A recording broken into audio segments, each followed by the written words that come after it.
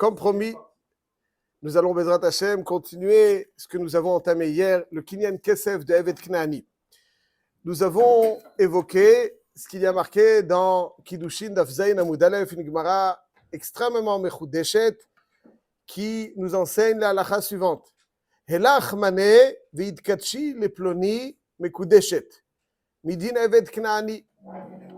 Helach mane v'idkatshi leploni. Quel est le cas dont nous parle la Gemara que nous avons déjà vu dans Daf Zayin? Un des Kiddushin classiques, c'est celui qui va chez la femme, lui dit Areat mekudeshet li. Betabadzo kedat Moshe Israël. Ici, il ne dit pas Areat mekudeshet li, mais Areat mekudeshet li ploni. Betabadzo kedat Moshe Israël. Rouven, il donne une bague à Rachel et en lui donnant cette bague qui lui appartient à Rouven, la bague appartenant à Rouven va créer et générer des kiddushin en faveur de Shimon. Il dit Areat mekudeshet le Shimon betabadzo kedat Moshe Israël. Rouven, il vient, il dit Areat mekudeshet le Shimon betabadzo kedat Moshe Israël. Ça ne marche pas. Alors la Gemara dit que ça marche. La Gemara dit comme ça. Alors je vous lis la Gemara Daf Zayin. Helach mane veidkatshi le ploni. Helach mane veidkatshi le ploni. Une Gemara meforeshet Daf Zayin Amud Aleph dans Masechet Kiddushin. Vous l'avez déjà étudié, Daf Yomi. Bekudeshet midin Evet Knaani. Donc on apprend de Evet Knaani. Qu'est-ce qu'on apprend de Evet Knaani? Qui est le koné et qui est le makné dans Kiddushin? Le makné, c'est la femme. Alors évidemment, elle est makna, et tatsma, elle sera efker, peu importe, elle est sur le statut de makna, et le koné, c'est l'homme. Alors dans le Evet Knaani, qui est le koné? C'est le Eved. Qui est le makné? C'est le patron, comme vous dites, vous l'appelez. Le Adon. Et il y a marqué dans la Mishnah, Bekesef al yedei acherim. Connaît atzmo Bekesef al yedei acherim. Ça veut dire quoi Bekesef al yedei acherim? Ça veut dire que normalement, un Eved ne possède rien de personnel. Ma shekana Eved, kana rabbo. Alors comment est-ce qu'il peut sortir avec le Kesef?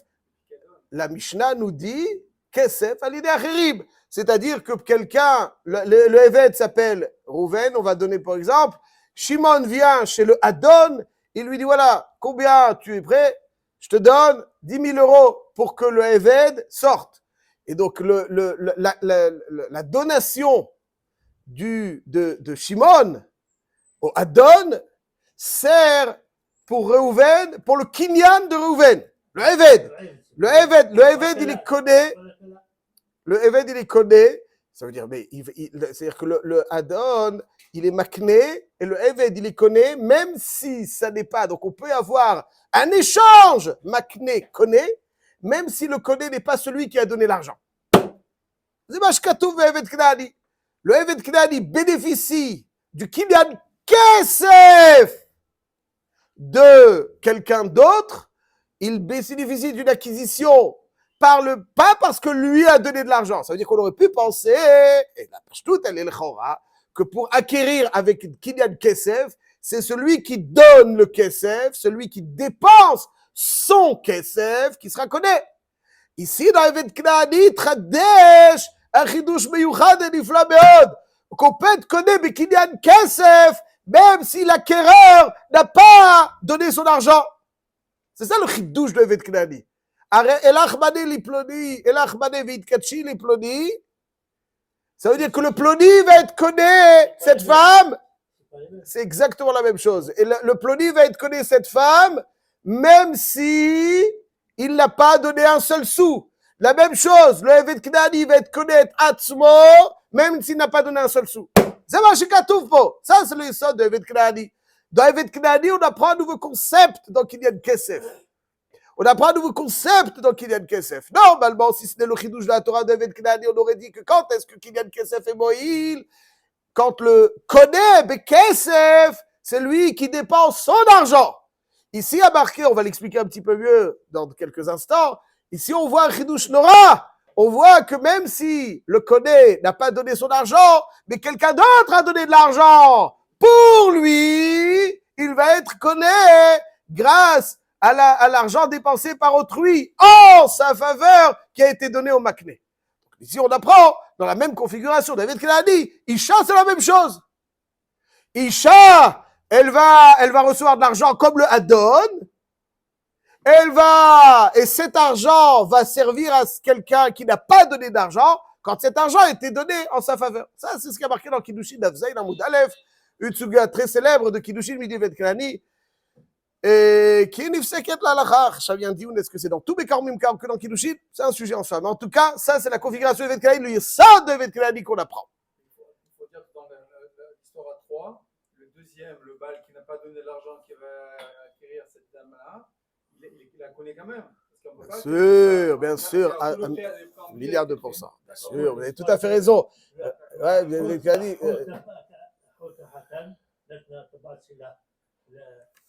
Non. Ça, c'est différent. Ça, c'est différent.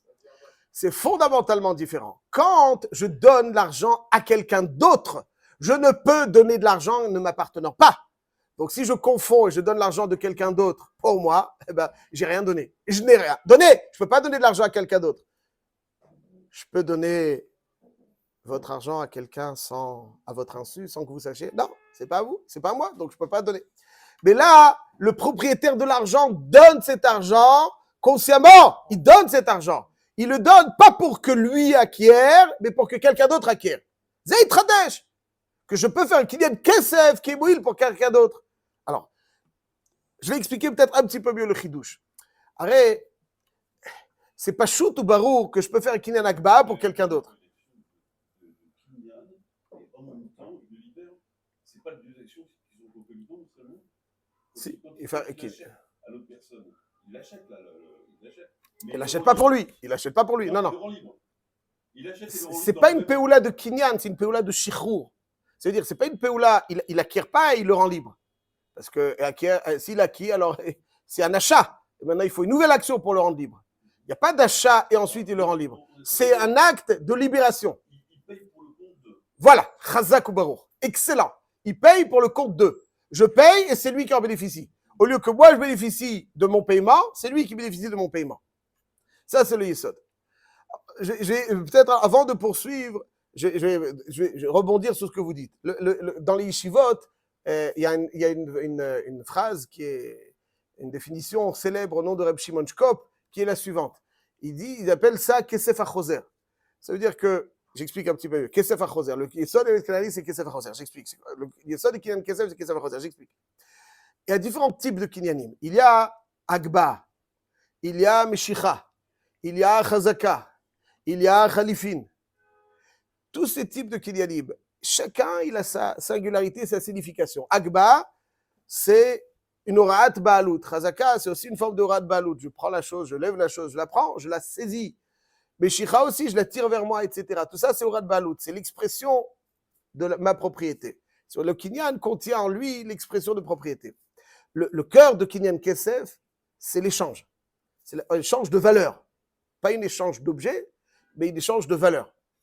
Quand je vais acheter une baguette, le boulanger, lui, est intéressé par la valeur que je vais lui donner, et moi, que je suis intéressé par le pain. Contrairement à Khalifid, où on échange d'objet à objet, où il n'y a pas de vendeur et d'acquéreur, puisque tous deux on vend et tous deux on achète. Un vendeur et un acheteur, c'est celui qui, le vendeur, est intéressé par la valeur, et l'acheteur est intéressé par l'objet. Ouais, c'est la base du commerce, pas shoot. Magnifique prof d'économie. Top, ok, allez, vaille. Ça, c'est le yesod de Kinyan Kesef. Il tradèche, donc ça veut dire qu'en fait, le yesod de Kinyan Kesef, c'est ce qu'on appellera le yesod de la Tmoura.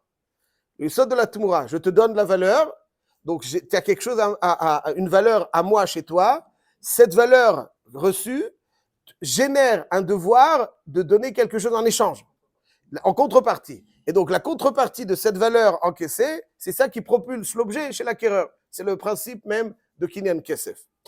Ce qui est très dèche dans Evet Knaani, c'est que je peux canaliser la contrepartie qui est générée par la réception de l'argent par le vendeur. Je peux canaliser la contrepartie que le vendeur a vers un autre horizon que la mienne. Ça, c'est le yesod de Evet Knaani. On voit que quelqu'un vient, paye en faveur du Evet Knaani. Le Hadon qui réceptionne l'argent a le devoir de contrepartie vu la valeur qu'il a encaissée. Et normalement, naturellement, la contrepartie est dirigée vers le propriétaire de cette valeur que j'ai encaissée, donc de cet argent. Et là, la contrepartie va être orientée chez quelqu'un d'autre. Ça, c'est ce qu'on appelle kesef achoser. C'est-à-dire le kesef achoser, la contrepartie que la réception de cette valeur engage, je peux, c'est ça le cœur de Kinyan Kesef. C'est le cœur de Kinyan Kesef. Et cette l'âme de Kinyan Kesef, je peux l'orienter vers quelqu'un d'autre. Ça, c'est le dit qu'on apprend de Evet Kenani. C'est pour ça que la femme reçoit quelque chose. En contrepartie, elle doit le mari acquiert la ishout, comme on l'a expliqué déjà. Là, maintenant, c'est parce qu'elle a pris une valeur qui génère un devoir d'échange, de contrepartie. Ça, elle peut l'orienter vers quelqu'un d'autre. Tu me donnes, mais ce devoir de donner en contrepartie de la ishout, ça, on peut l'orienter vers quelqu'un d'autre. Ça, c'est le yesod du kinyan de Evet Kenani, et c'est pour cette raison que on apprend de Kiddushin, de Evet Kenani, dans Shulchan Aruch aussi, dans Rosh Mishpat, Siman Kuf Tzadik. Quand on parle de Kinyan Kesef, il rapporte ça dans tous les Kinyanim de Mekachomim, car l'Avdavkar de Kiddushin. Ça veut dire que si je souhaite qu'un tel acquiert un appartement, je vais payer, et je lui dis, écoute, moi, c'est pas à moi moi qui vais acquérir, c'est pour Ploni. Ploni acquiert immédiatement. Illico presto. Pourquoi?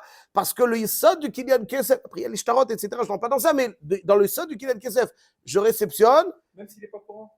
Ah, voilà, si c'est un srout pour lui, s'il est. Chazako. Chav, et là on rajoute encore quelque chose. Ça, c'est pas shoot. Ça, c'est pas shoot dans Eknani, dans Kiddushin, dans Bikach ou Bimkar, etc. Dans Evet Knani, il y a une machloket rishonim. Est-ce que si le Evet n'est pas d'accord, est-ce que ça marche ou pas? Parce que la Gemara, est-ce que ça marche? Ok. Alors, dans la Mishnah, il y a marqué, dans la Mishnah, connaît atatzmo bekesef al yedei acherim, divre Rabbi Meir, ou bishtar al yedei atzmo. Bishtar al yedei atzmo. Pourquoi bishtar al yedei atzmo, monsieur Cohen? Bishtar al yedei atzmo, et pourquoi pas al yedei acherim? Si quelqu'un d'autre réceptionne le shtar shichur, ça devrait marcher. Parce que d'après Rabbi Meir Baladès, comme on l'a vu hier, Chov ou la evet shietze mitachat rabo. Comme Chov ou la evet shietze mitachat rabo, az mimeila, il reçoit le shtar shichur b'sar Chov. En chavin adam la befanav. Donc c'est dans un cas où le evet ne donne pas son accord. Ça on dit shtar al yedei atzmo. Il reçoit le shtar shichur, on ne lui demande pas son avis.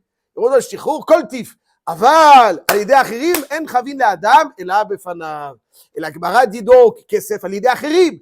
Dans le cas dans lequel on exige la réception du shtar à l'idée atzmo, on dit que le kesef, c'est moïl même par l'achirim. La Gemara s'interroge. Mais si c'est un chov, comment le paiement d'autrui peut être moïl pour le evet? La Gemara répond, Rava répond, kesef, kabbalat rabbo garmalo. Shtar, kabbalat achirim garmalo. L'idée est la suivante. Comme on l'a expliqué, pour qu'un shtar soit effectif, shtar shichur, il faut que le eved reçoive le shtar shichur. C'est ça, comme un get. Le eved doit recevoir le shtar shichur. Si le eved n'est pas d'accord, la réception d'un tiers ne peut pas être moïla pour lui, parce que en chavin adam et la befanav, c'est la kabbalah du eved qui est moïla.